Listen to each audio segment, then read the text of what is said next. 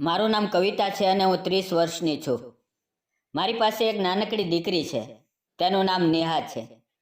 તે માત્ર 3 વર્ષની છે.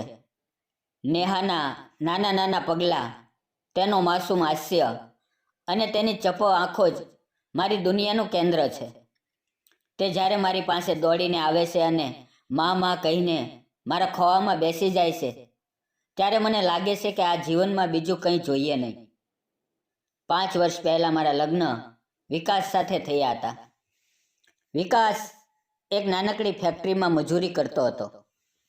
અમારું જીવન સાદું હતું, પણ તેમાં ખુશીઓની કોઈ કમી નહોતી. રાત્રે જમ્યા પછી વિકાસ નેહાને ખોળામાં લઈને ગીત ગાતો અને હું તેને જોઈને મનમાં હસતી. તેની આંખોમાં મારા માટેનો પ્રેમ હંમેશા ચમકતો રહેતો. તે મને કહેતો, કવિતા, તું મારી જીવનની રાણી છે. તારા વિના મારું જીવન અધૂરું છે. તેના શબ્દો મારા હૃદયને હૂંફ આપતા અને હું વિચારતી કે આ ખુશી કાયમ રહેશે. મારા લગ્ન પછી અમે ગામમાં નાનકડા ઘરમાં રહેતા હતા. વિકાસ સવારે ઉઠીને ફેક્ટરીએ જતો અને હું ઘરનું કામ કરતી. બપોરે તે આવે ત્યારે હું તેના માટે ગરમા ગરમ જમવાનું તૈયાર કરીને રાખતી. તે કહેતો, કવિતા, તારા હાથનું ખાવાનું ખાઈને મને લાગે છે કે હું દુનિયાનો સૌથી નસીબદાર માણસ છું. નેહા જન્મી ત્યારે અમારી ખુશી ડબલ થઈ ગઈ.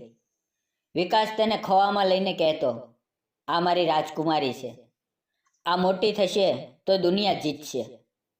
હું તેમને જોઈને મનમાં ભગવાનને ધન્યવાદ આપતી કે મને આવો સુંદર કુટુંબ મળ્યું. પણ જીવનમાં ક્યારેય કંઈક અણધાર્યું થાય છે. એક દિવસ વિકાસને તાવ આવ્યો. શરૂઆતમાં લાગ્યું કે સામાન્ય તાવ છે, કદાચ કામના થાકથી કે મોસમના ફેરફારથી. હું તેને ઘરેલું ઉપચાર કરતી હતી. ક્યારેક કઢું પીવડાવતી, ક્યારેક માથે પાણીની પટ્ટી મૂકતી, પણ તાવ ઉતરતો નહોતો. ધીરે ધીરે તેનું શરીર કમજોર પડવા લાગ્યું. તેની આંખોમાં એક અજીબ ક્ષીણતા આવી. અમે ગામના ડૉક્ટર પાસે ગયા.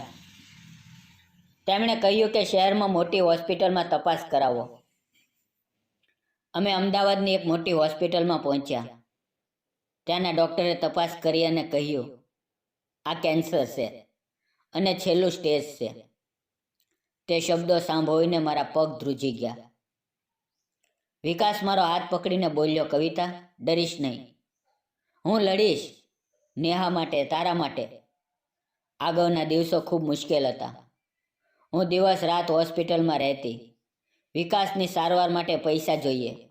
અમારી પાસે તો ગણતરીની જમીન અને ઘરનો નાનો સામાન હતો. મેં બધું વેચી નાખ્યું. ઘરનો સામાન, જમીનનો ટુકડો અને છેલ્લે મારું મંગળસૂત્ર પણ. તે સોનાની માળા વેચીને મળેલા પૈસાથી દવા અને સારવાર ચલાવી. વિકાસની આંખોમાં હજુ પણ આશા હતી. તે કહેતો, કવિતા, કવિતા, જો હું ન રહું તો તું નેહાને મજબૂત બનાવજે. તું મારી હિંમતવાન રાણી છે. પણ તેની હાલત દિવસે ને દિવસે બગડતી ગઈ. એક દિવસ રાત્રે તેણે મારો હાથ પકડ્યો અને કહ્યું, કવિતા, હું તને અને નેહાને ખૂબ પ્રેમ કરું છું. મારો પ્રેમ હંમેશા તારી સાથે રહેશે. તેના શબ્દો પૂરા થતાં પહેલાં તેની આંખો બંધ થઈ ગઈ. હું તેની છાતી પર માથું મૂકીને રડી પડી. નેહા મારી બાજુમાં ઊંઘતી હતી. તે અજાણ હતી કે તેનો બાપુ કાયમ માટે ચાલ્યો ગયો. વિકાસના ગયા પછી મારું જીવન અંધકારમય થઈ ગયું. હું મારા સાસુ સસરા સાથે રહેતી હતી. શરૂઆતમાં તેઓ મને સાંત્વના આપતા, પણ ધીરે ધીરે તેનું વર્તન બદલાઈ ગયું. સાસુ મને જોઈને કહેતી, આ છોકરી અપશુકન છે. તેને આવ્યા પછી ઘરમાં દુઃખ આવ્યું. તેમના શબ્દો મારા હૃદયને તીર જેવા વેધતા. હું ચૂપ રહેતી, કારણ કે મારી પાસે કંઈ કહેવાનું નહોતું. નેહા તેમની વાતો કંઈ સમજતી નહીં, પણ મારા રડવાને જોઈને તે પણ રડવા લાગતી. એક દિવસ સસરાએ સીધું કહી દીધું, કવિતા, તો અહીંયા રહીશ તો ઘરને વધુ નુકસાન થશે. તું તારી દીકરીને લઈને ક્યાંક જતી રહે. અમારે તારી જવાબદારી નથી લેવી. મેં રડતા રડતા પૂછ્યું, મા બાપ, હું ક્યાં જાઉં? વિકાસના ગયા પછી મારું કોઈ નથી. તેમણે કહ્યું, જ્યાં ઈચ્છા ત્યાં જા. આ ઘર તારા માટે નથી. તે રાત્રે હું નેહાને છાતીથી વગાડીને આખી રાત રડી. તેની નાની આંખો મારા આંસુઓમાં ભીંજાઈ ગઈ. સવારે એક નાનકડી પોટલીમાં કપડાં ભરીને મેં ઘર છોડી દીધું અને અમદાવાદ જવાની બસમાં ચડી ગઈ. શહેરમાં પહોંચી તો ખબર પડી કે જીવન કેટલું કઠોર છે. ધો ભરેલા રસ્તા, ભીડ અને દરેક વ્યક્તિની વ્યસ્તતા, આ બધું મને ડરાવી ગયું. એક નાનકડી ઝૂંપડીમાં ભાડે રહેવા લાગી. પૈસા તો ગણતરીના હતા. નેહાને દૂધ પણ મુશ્કેલીથી મળતું. હું દરેક ઘરે ઘરે જઈને કામ માંગતી. બહેન, કંઈ કામ હોય તો કહેજો, હું ઘરનું કામ કરી લઈશ, વાસણ માંજીશ. પણ કોઈએ નાની દીકરી વાળી વિધવાને કામ આપવાનું પસંદ ન કર્યું. કોઈ કહેતા, અમારી પાસે પોતાના લોકો છે, તો કોઈ કહેતા, આ બાળકીનું ધ્યાન કોણ રાખશે? મારું હૃદય તૂટતું, પણ હું નેહાને જોઈને હિંમત રાખતી. આખરે મેં હાઈવે પર એક જૂની લારી ભાડે લીધી અને ચા થેપલા વેચવાનું શરૂ કર્યું. સવારે 4 વાગ્યે ઉઠીને આટો ગૂંથું, થેપલા બનાવું, નેહાને ઊંઘતી મૂકીને લારી પર જાઉં. ધૂળ, ધુવાડો, ટ્રકોના હોર્ન અને ગ્રાહકોની ઉથલપાથલ વચ્ચે મારો દિવસ વીતતો. ક્યારેક ગ્રાહકો ચા પીને પૈસા આપ્યા વગર નીકળી જતા, તો હું ચૂપચાપ આંસુ પી જતી. નેહા લારી પર આવે તો તેને થોડું ખાવાનું આપીને કહેતી, બેટા, આ બધું તારા માટે છે. તું મોટી થઈ જઈશ તો સારા દિવસો આવશે. એક દિવસે જ્યારે વરસાદ ધોધમાર પડતો હતો, એક મોટી ટ્રક હાઈવે પર ઊભી રહી. તેનો ડ્રાઈવર બહાર નીકળ્યો. લાંબો, મજબૂત શરીર, ચહેરા પર હળવું હાસ્ય અને આંખોમાં એક અનોખી ચમક. તેનું નામ વિરાટ હતું. તેણે લારી પાસે આવીને કહ્યું, 2 ચા અને થેપલા આપજે.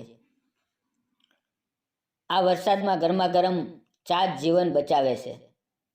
મેં ઝડપથી તૈયારી કરીને ચા થેપલા આપ્યા. તેણે ચા પીતા પીતા પૂછ્યું, તું એકલી જ કામ કરે છે? આટલો વરસાદ અને આ લારી? મેં કહ્યું, હા, પરિવારની જવાબદારી છે.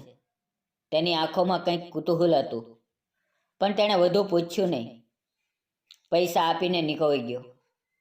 તે પછી વિરાટ રોજ આવવા લાગ્યો. ક્યારેક સવારે, ક્યારેક સાંજે. તે ચા પીને વાતો કરતો. કવિતા, રસ્તો મારું ઘર છે. દરેક કિલોમીટરમાં નવી વાર્તા મળે છે. તે કહેતો. મારી વાતોમાં પણ તેને રસ પડતો. નેહા જ્યારે લારી પર હોય તો વિરાટ તેને ખોવામાં લઈને રમાડતો. આ તો મારી નાની રાજકુમારી છે. બેટા, તને ચોકલેટ જોઈએ? નેહા હસતા હસતા તેની પાસે જતી. ધીરે ધીરે અમારી વાતો લાંબી થવા લાગી. વિરાટ કહેતો, કવિતા, તું આટલી મહેનતુ છે. તારી આંખોમાં એક અદ્ભુત તાકાત છે. ભગવાન તને જરૂર સારા દિવસો આપશે. તેની વાતોમાં એક મીઠાશ હતી. તે મારા તૂટેલા હૃદયને ધીમે ધીમે જોડવા લાગી. અમારી નજરો મળતી અને મારા હૃદયમાં એક ગરમાહટ થતી, જેવી વિકાસ સાથેના પ્રથમ દિવસોમાં થતી. એક દિવસ વિરાટે પૂછ્યું, કવિતા, તારું જીવન કેવું છે? તું ક્યાંથી આવી? હું થોડી વાર ચૂપ રહી, પણ તેની આંખોમાં વિશ્વાસ જોઈને બધું કહી દીધું. વિકાસનું કેન્સર, તેનું જવું, સાસરિયાનો ત્યાગ, શહેરમાં આવવું, લારીની મહેનત. બધું કહેતા કહેતા મારી આંખોમાં આંસુ વહેવા લાગ્યા. વિરાટ શાંતિથી સાંભળતો રહ્યો.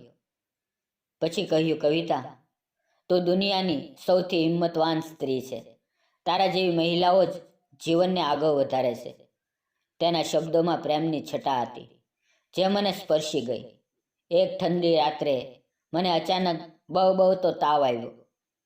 શરીર કાંપતું હતું, માથું ફાટતું હતું. નેહા મારી બાજુમાં રડતી. માં, મને ભૂખ લાગી, પણ હું ઉઠી શકતી નહોતી. લારી પર જવું અશક્ય હતું. પૈસા નહોતા કે ડૉક્ટર બોલાવું. બીજે દિવસે વિરાટ લારી પર આવ્યો તો બંધ જોઈ. તેણે પાડોશીઓને પૂછ્યું અને મારા ઝૂંપડા સુધી પહોંચ્યો.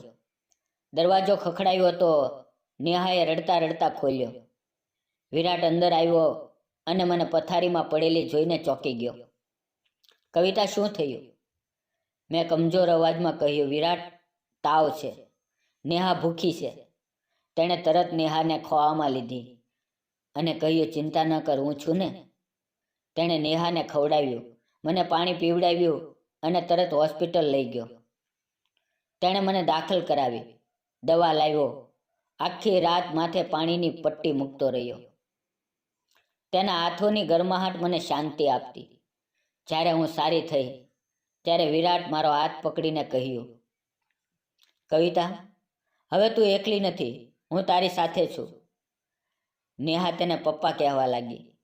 સમય વીત્યો. વિરાટ દરરોજ આવે, અમને હસાવે.